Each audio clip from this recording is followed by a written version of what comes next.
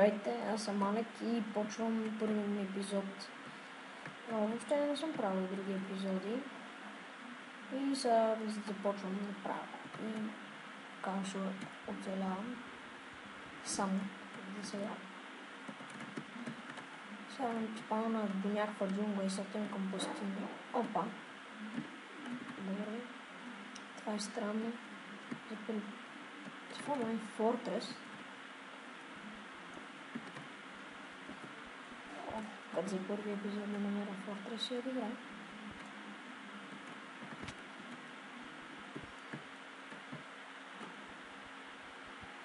Добре, отивам надолу, гледахме.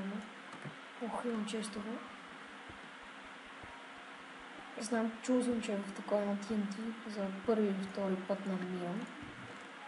Добре, Emerald, Gold. Книга. О, като начало е доста добра.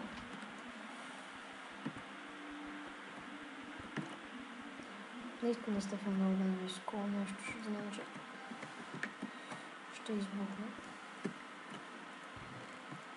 Добре, айде, поне ми трябват малко диаманти.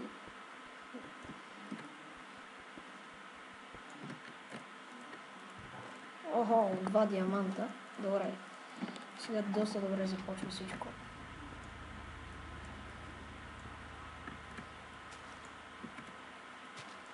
Ще взема TNT-тата.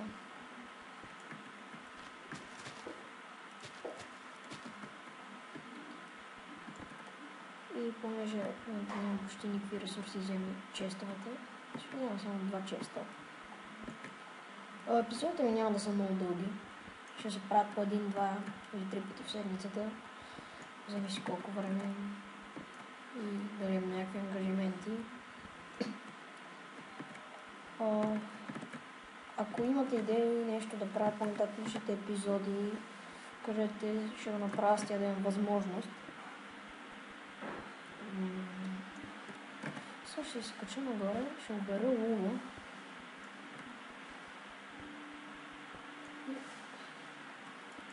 Добре, това е доста добър старт. Има още малко такова, да си направя такава кирка. Или ще ги паза. И трябва да си направя някаква тъпа барлога някъде, преди да стане нощ, защото като играя на Minecraft знам какво става нощта.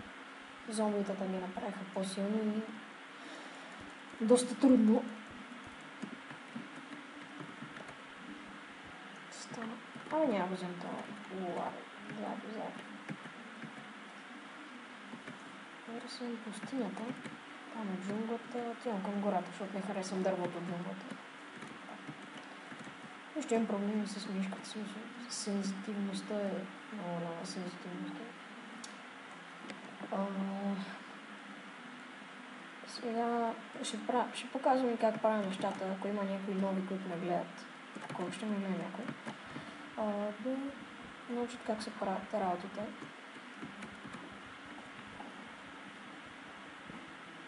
Отначало ви трябва един стак. Така необработено дърво. Или по-малко, не е задължително един стак. Защото понякога ви пуска на места, където няма много ресурси. Мен ми пусна на доста добри места. Намерих нещо като пирамида там. Бях свикнал в един сервер с Timber, само е малко странно.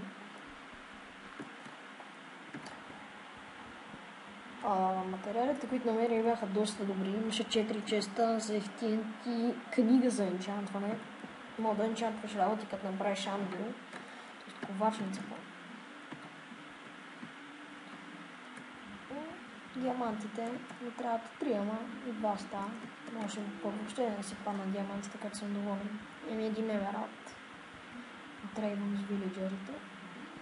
Чайте да не съм пуснал пуснал съм на Peaceful. Пусна на Easy, да угоднявам, че иначе е тъпо. Добре, крафти, слуби. Да взема малко пържолки, XP и кожа. От кожата може да си правите брони. Ще ви покажа как се правят, ако събера достатъчно.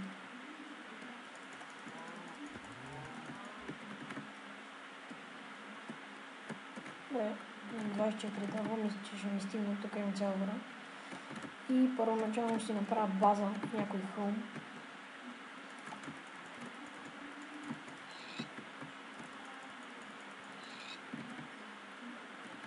Куче, има куче, сега ще го опитомя. Опитомя си куче, като ме дадете кокъл. Айде, бълк. Айде ги. Май го опитам ги.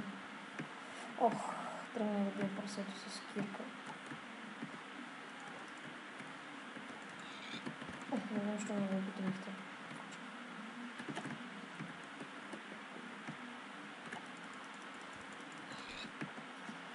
Добре. Базата ми, първоначалната база, ще се направи, да казвам, там не виждам нещо като пещера, аз ще го разуча. Да.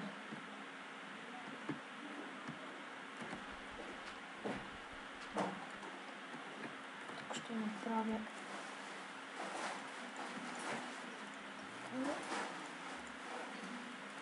ще се направя на кирка от така. И ще си направя навътре база. Начало ще е малко, защото не ми трябва. Но нямам време. И следващия епизод ще ви кажа как да намирате и други работи.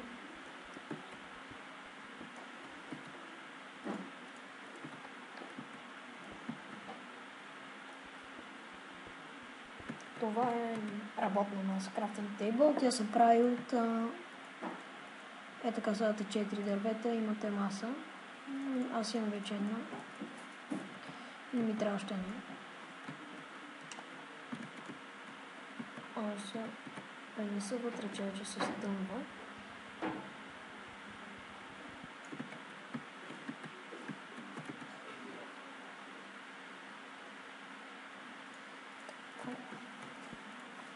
И се прави врата. Врата се прави така. Добре, и вече съм някъде защитен от зомбите.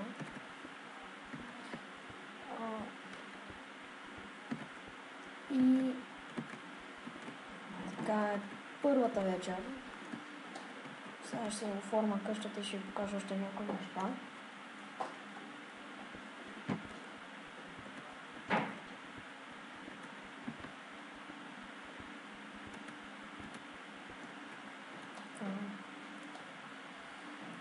Това е чест, тук се държат материалите. И ще ви кажа как се прави печка.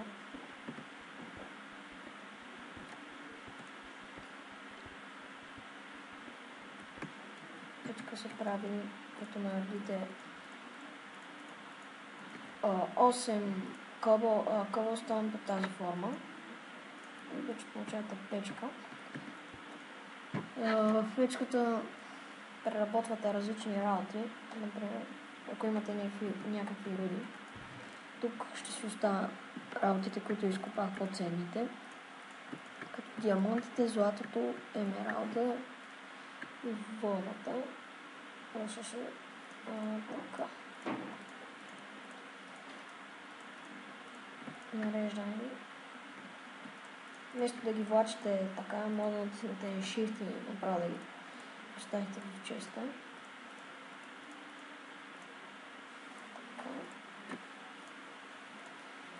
Сега навънка, ако сте начинали, не е толкова опасно, излизате, просто трябва да имате меч. Не внимавате. И ни трябва малко кол, въглища. Ще копая някъде една рандом плейс. Да намеря малко въглища. И ще копая надолу. 6.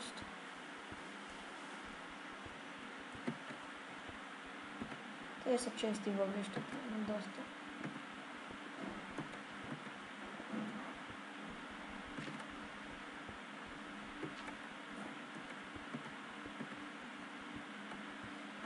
Добре, нещо не намирам въглища. В принцип са доста чести.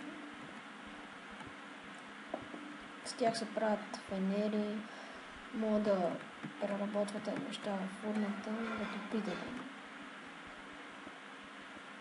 Правите разни работи. Копая се по-надолу, ще търся, после ще изкача, като се слагам балкон. Не мога да копаете до безкрай, като стигнате, пълно време стигате до бедрок, нататък не може повече. Не е страх да нападне в една королова.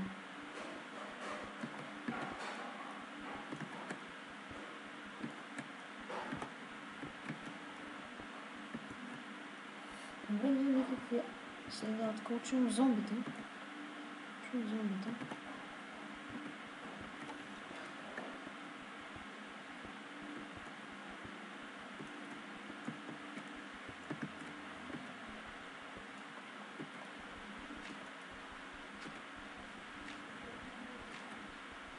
Тук идва звука, нали? Добре, ето и най-накрая въглища, нали?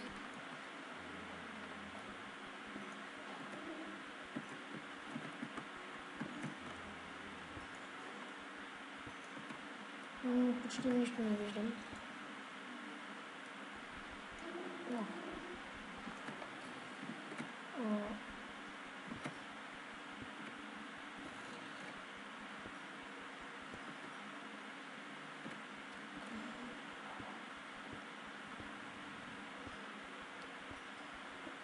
Ще изкопая всички въглища и мисля да се изкачвам нагоре, да се стигна до къщата, вече огладнявам.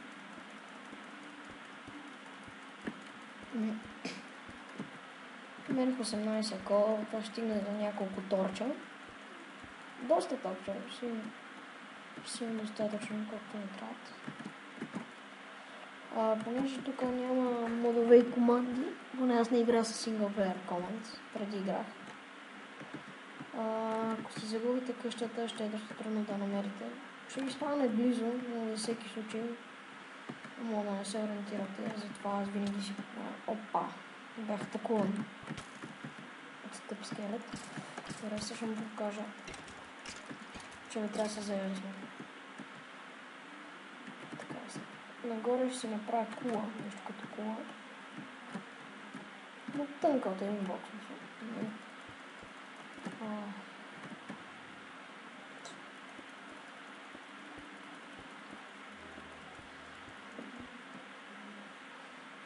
Без зомби. Ще направя кулата после, защото ще умра сега в момента. Точно... Почти няма живот. Сега паржолите ще ги опека. Паржоли се пекат. Сложите. Забравих го. Или паржоли. Да, паржолите са отгоре. Сега ви осветил, само че тук мога да видят зомбите. Надя 100% зомбите.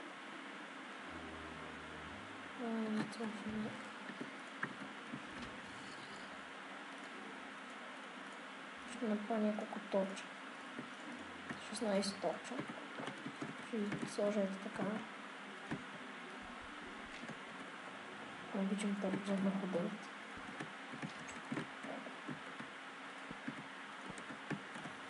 Ето така. И това е една начална база. Няма да имате толкова работа, ако не намерите някаква пирамида или някакъв темпъл в джунглата. И това е за този епизод. Надявам се да съм ви показал някои работи и да сте харесали епизода. И това е до следващия клип.